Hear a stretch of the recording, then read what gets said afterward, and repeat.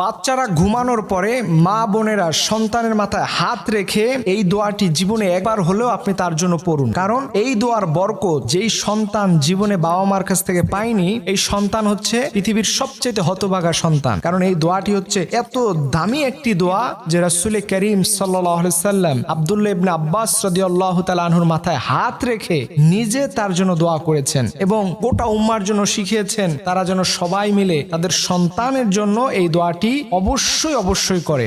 ভালো মানুষে সে পরিণত হবে এবং এর মাধ্যমে তার মাথার তার ব্রেন শক্তি, তার মেধা শক্তি এত বেশি বৃদ্ধি পাবে যে আপনি কল্পনাও করতে পারবেন না। এর জন্য রাসূল সাল্লাল্লাহু আলাইহি সাল্লাম আমাদেরকে শিখিয়েছেন যে অবশ্যই এই দোয়াটি তার মাথায় হাত রেখে ঘুমানোর পরে তোমরা পড়বে, আল্লাহুম্মা ফাক্কিহু ফিদ্দীন ওয়া আল্লিমহু তাউইলা।